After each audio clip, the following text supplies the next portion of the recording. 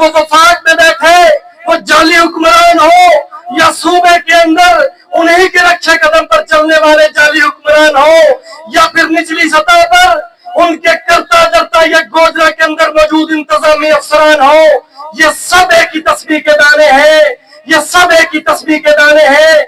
शहबाज शरीफ फरमाता है कि अगर मेरे रब ने मुझसे पूछा कि पाकिस्तान के अंदर क्या काम किया तो मैं कहूंगा कि मैंने मेरठ के ऊपर काम किया। सुभान अल्लाह, माशाअल्लाह, क्या कमाल का मेरिट है।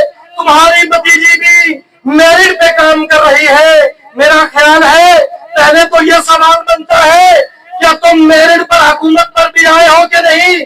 अगर तुम मेरिट पर हुकूमत में नहीं आए तो तुमसे क्या उम्मीद लगाए कि तुम मेरिट पर काम करोगे। चंद माह पहले की बात है जब तुमने किसानों से गंदम होने पोने खरीदी।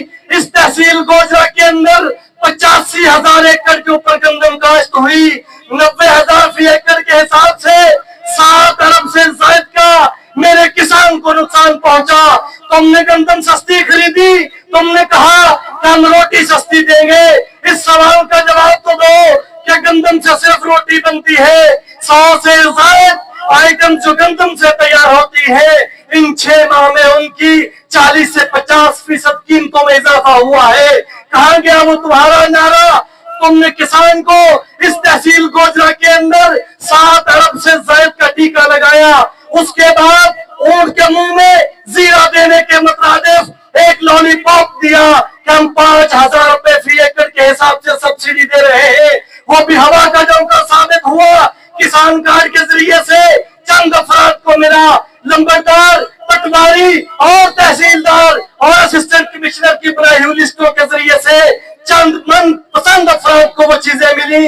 42 करोड़ की रकम सिर्फ 85,000 एकड़ के हिसाब से बनती थी।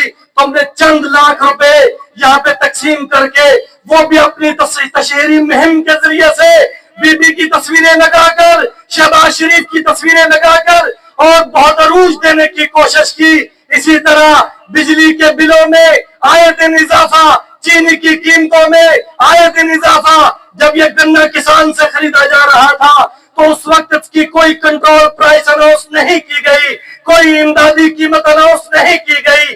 किसान को नुकसान हुआ। उसके बाद ये शुगर माफियाज जो सारे के सारे हुकूमती ऐवानों में बैठे हैं, उनके रिश्तेदार वहां पर बैठे हैं। चीनी को कभी बाहर मुल्क बेचते हो, वहां से कमीशन कमाते हो और फिर दोबारा से चीनी को बाहर इस मुल्क के अंदर मंगवाते हो।